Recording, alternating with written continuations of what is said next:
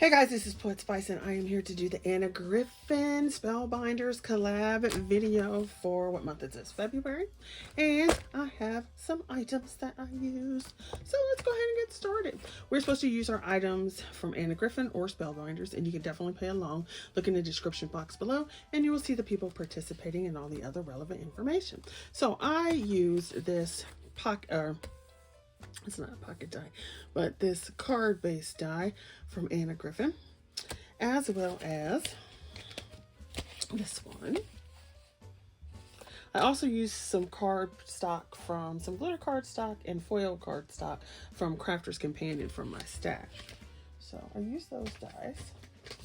And then I also used some this is the Anna Griffin Treasury of Stamps and dies to match. So I, of course, had the black binder, and she's had this out for a while. And you can also still get pieces of this, if not all of it.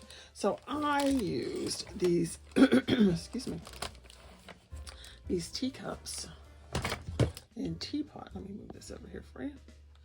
These teapot and teacup stamps. And then it has dies on the back.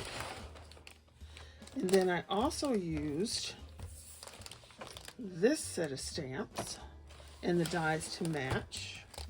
And did I use any other ones? Nope. So I used those two sets from the Treasury. And I will show you what I did. I did not do completed projects this go around, because I wasn't quite sure how I wanted to finish them off. So instead, I just made what I made. I did make some card bases, so we'll show you the first two.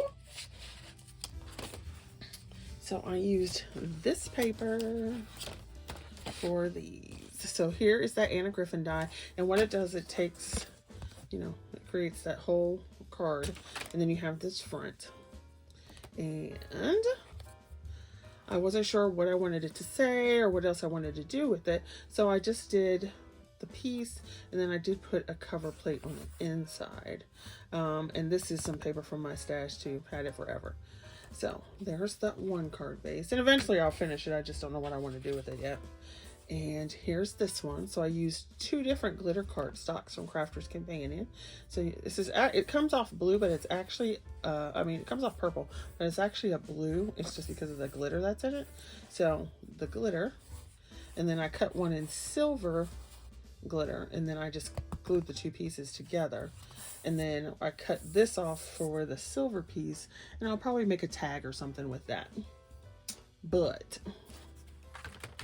those are those two card bases. And then for the other die, I used, oh, heck. There we go. Okay. And then for the other cards, I used the flower dies. Now, both of these have pieces that you can layer up, and I was going to cut them out, and then I decided I liked it better this way. So I just did what I did with the other ones, and cut your complete card base so you get the back and the front. And then I took that same paper, so you can see I was in a groove. So I took that same paper, and this time I matted it to the back of this. So whereas these are free, I put it on the back of here so you have a full card base, and then also on the inside. And then I'll put something here, obviously. And I do like that glitter paper. It is difficult to cut though, so even with the Gemini, it's a little difficult to cut, but it did well through my Empress. I love my Empress. I don't even use my Gemini anymore. And I have 3 of them that I need to sell. Okay, so then I took that same die and I cut it in silver, and then I cut a backing. So this time it's free. I only did one layer. So I cut that out of silver, and then I did a backing page out of that blue mirror card. Ooh. And so that's what it looks like on the back. So as I said, eventually I will finish them up. I'm just not sure what I want to do with them. I think one might become a birthday card for my sister.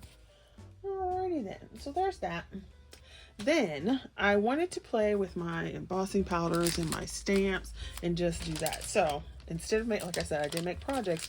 I made basically embellishments. So I will show you those. Here, so I made I made a ton of them. So here are some of them. And I was trying my different embossing powders. So there's actually 2 different golds on here. Kind of a bronzy gold. And then I did a blue ink with a holographic. I don't know if you can see that well. I didn't really like that so much the way it came out. I loved the color, but I would probably do a different embossing powder over it next time. So you can see the cup.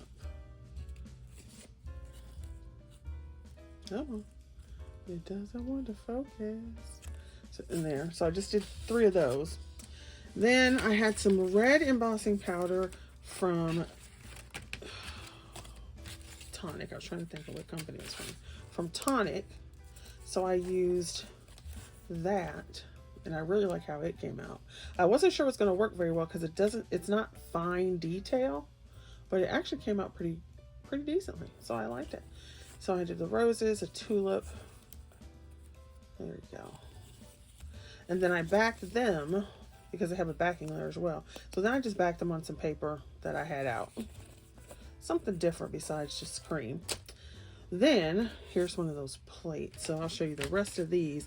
Now these teapots did not have, they did not have a backing plate. So they're just the pieces like this. I love how these came out. What?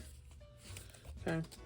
And then the ones that are actually the treasury ones, they had the backing plate. So you can cut the image and then you can cut a backing plate, or you could stamp the image and have the white border. So you could do it multiple ways. So I did some roses in this like coppery color.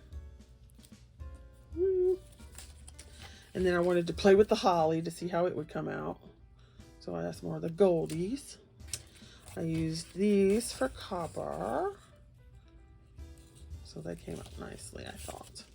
And then there's some more of these cups here that were just no backing plate. And then I did 2 wine bottles.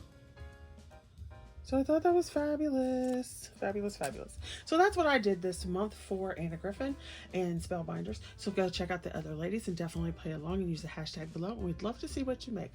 Bye-bye.